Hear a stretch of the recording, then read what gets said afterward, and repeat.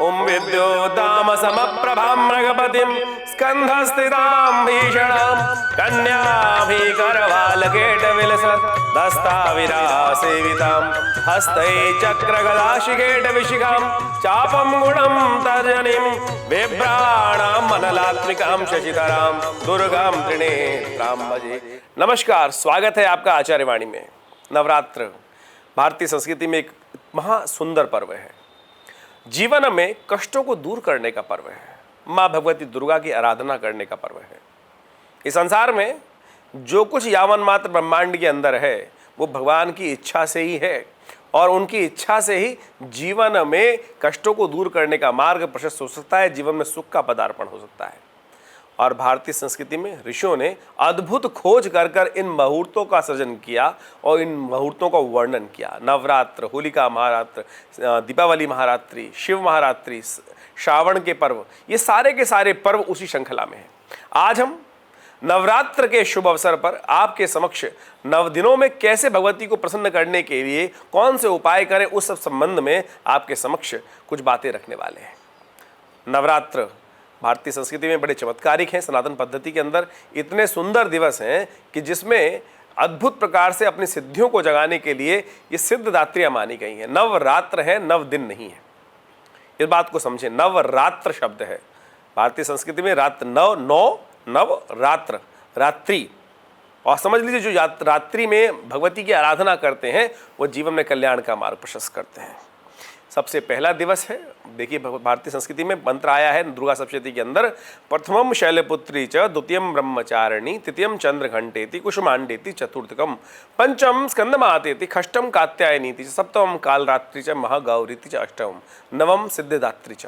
ये नव दुर्गाओं का स्वरूप भगवती के दुर्गा सप्तशती के अंदर कवच के अंदर सबसे पहले बताया गया है। और उसके अनुसार से इन नव दिवसों में वैसे तो विभिन्न स्वरूप हैं भगवती के, अनंत स्वरूप हैं। और अगर अष्टम अध्याय आप पढ़ें तो उसके अंदर भगवती के इतने स्वरूप निकले उस रक्तबीज नाम के राक्षस की वध का संहार करने के लिए और उसकी समस्त सेना का संहार करने के लिए, जिन्होंने समस्त राक्षसों का संहार कर दिया, वो अनंत स्वरूप थे। लेकिन मुख्यतः इन नवरात्रों में इन स्वरूपों का दर्शन कर कर आप अपने ध्यान कर कर उनकी पूजा करके अपने जीवन के कष्टों को दूर कर सकते हैं। सबसे पहला दिवस जो है भगवती प्रथम शैलपुत्री च, शैलपुत्री स्वरूप यानी हिमालय की जो पुत्री हैं उन भगवती का ध्यान करने का पर्व कहा गया है। और उन भगवती का ध्यान करने के लिए कहा जाता है कि देखिए इस संसार में जो कुछ हम प्राप्त करते हैं वो सब श्रम से, तप से, साधना से, ध्यान से, अपनी पद्धति के अनुसार से आराधना करके ही प्राप्त कर सकते हैं। माँ भगवती ने स्वयं शिव को प्राप्त करने के लिए आराधना करी। शैलपुत्री हिमालय की पुत्री जो थी, हिमालय के घर में जो उत्पन्न हुई थी, उनको भी उस परात्पर ब्रह्म तत्व को प्राप्त करने के लिए सुलभ नहीं था। कहा जाता है हजारों वर्ष तक साधना करी, तब जाकर शिव प्रसन्न हुए और तब जाकर भगवती को वास्तविक तौर पे अपने मन के अनुसार वो स्वरूप प्राप्त हुआ। तो आप भी यदि कुछ करना चाहते हैं जीवन में, बिना श्रम के नहीं मिलने वाला है। ये नवरात्र बड़े सिद्ध रात्रि हैं और ऐसे में सबसे पहला दिन भगवती शैलपुत्री का ध्यान करने का है, महाकाली के ध्यान करने का है। और महाकाली का ध्यान करने के लिए शास्त्र में अनेक मंत्र बताए गए हैं। सबसे श्रेष्ठ मंत्र कौन सा है? देखिए, महाकाली, महालक्ष्मी, महासरस्वती, ये देवी के तीन मुख्य स्वरूप कहे गए हैं। भगवती महाकाली, महालक्ष्मी और दुर्गा सप्तशती के अंदर जो पहला चरित्र है, प्रथम अध्याय है, वो भगवती महाकाली के लिए निमित्त बनाया गया है। उनका मंत्र है ध्यान का, खड्गम चक्र गदे सुचाप परिघाम चूलम भुषुंडिम शिरा शंखम संदधिम करस्त्रिनयनाम सर्वांगभूषावृताम नीलास्मद्युतिमास पाद दशकाम सेवे महाकालिकाम यामस्तौ स्वपिते हरौ कमलजु हंतुम मधुम कैटमम। शास्त्र में कथा आती है, सबसे पहले चरित्र के अंदर जो कथा सुनाई गई है कि कहा जाता है कि मधु कैटभ नाम के दो राक्षस थे, पूरे संसार को त्राही त्राही कर रखा था उन्होंने। कोई जगह नहीं बची थी जहां उनका वर्चस्व न स्थापित हो। तो ऐसे में भगवान विष्णु शेष शैया में विश्राम कर रहे थे, तो ब्रह्मा जी के मन में आया कि अब भगवान विष्णु को जगाना पड़ेगा योग निद्रा से। भगवान विष्णु योग निद्रा में शयन करते हैं। योग निद्रा का अर्थ समझें, आज हम लोग ध्यान योग के साधना के नाम पर योग निद्रा के संबंध में बहुत सारी कैसेट सुन लेते हैं और उसमें हम योग निद्रा में जाने का प्रयास करते हैं। वो योग निद्रा नहीं है भाई। योग निद्रा वास्तविक तौर पर जाने के लिए केवल एक ही तत्व के परमात्मा भगवान विष्णु ही योग निद्रा में जाते हैं वास्तविक तौर पर। क्यों, कैसे योग निद्रा में जाते हैं? ऐसी निद्रा की आवश्यकता है जहां पर सहस्त्र फन वाला जो शेषनाग है उस शैया पर भगवान विष्णु, सोचें महाकाल जहां स्वयं व्याप्त हो, ऐसे में कौन निद्रा में जा सकता है? तो ऐसे में योग निद्रा में जाने के लिए बिना उसके निद्रा आ ही नहीं सकती। महाकाल जिसके सिर पर विराजमान हो और वो सोना चला जाए, सोया तभी जाता है जब चैन हो। जहां महाकाल मृत्यु के रूप में विराजमान हो, 100,000 फन वाला, सहस्त्र फन वाला नाग जहां पर स्वयं विद्यमान हो, उसकी शैया बनाकर भगवान वहां योग निद्रा ही आवश्यकता है। और योग निद्रा कैसे आएगी? कहा जाता है कि भगवान जो भगवती योग माया है वो भगवान की नेत्रों में विराजमान हो जाती हैं, नासिका में विराजमान हो जाती हैं, श्वास में विराजमान हो जाती हैं, हृदय में विराजमान हो जाती हैं। तब जाकर भगवान विष्णु योग निद्रा में जाते हैं।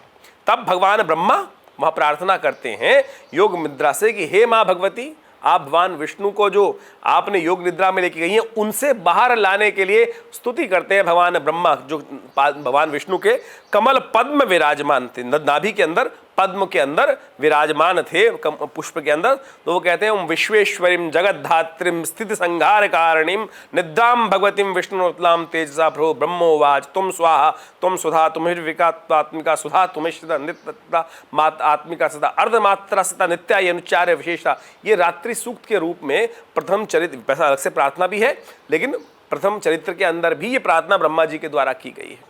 तो इस प्रार्थना से भगवती प्रसन्न हुई और भगवान विष्णु से शरीर से बाहर निकलकर आकाश में विद्यमान हुई।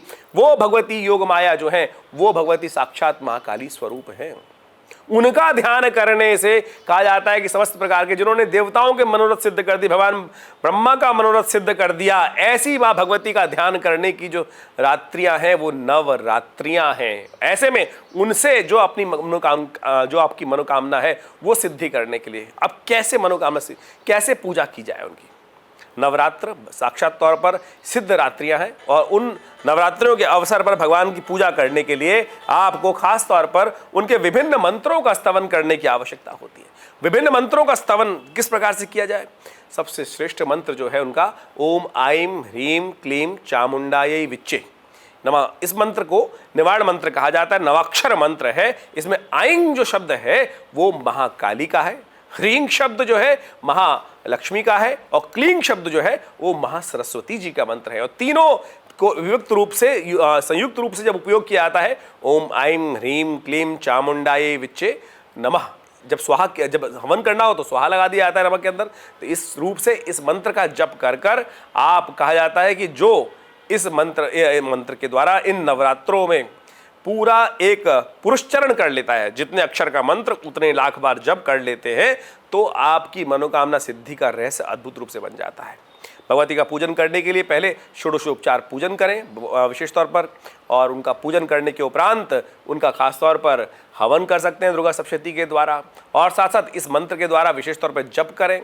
उनको लाल वस्त्र धारण करने का शास्त्र में नियम बताया गया है, तो लाल वस्त्र उनको धारण कराएं और विशेष तौर पर हलवे का भोग उनको लगाया जाता है।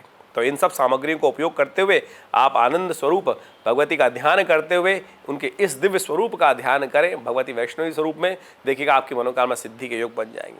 हमने विवेकानंद योगाश्रम में विशेष तौर पर एक बहुत बड़े यज्ञ का सुंदर आयोजन किया है।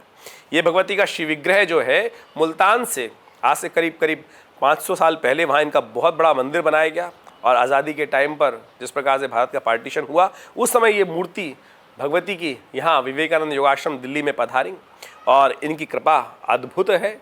इन्हीं के सानिध्य में हमने सुंदर दिव्य महायज्ञ का आयोजन किया है। आप भी उस महायज्ञ में नवरात्र के 9 दिवस तक भाग ले सकते हैं। दुर्गा सप्तशती का संपूर्ण यज्ञ चलेगा, करीब 10 सहस्त्र चंडियों का सहस्त्र चंडी का सुंदर आयोजन किया जा रहा है। तो आप भी इस यज्ञ में सम्मिलित होकर अपनी मनोकामना सिद्धि के लिए भगवती के सानिध्य में उस यज्ञ में भाग लें। अवश्य माँ भगवती की कृपा आप पे होगी, जीवन में कष्ट दूर होंगे। धन्यवाद। सुगंधिं पुष्टिवर्धनम् उर्वारुकमिव बन्धनान् मृत्युर्मुक्षीयमामृत स्वाहा।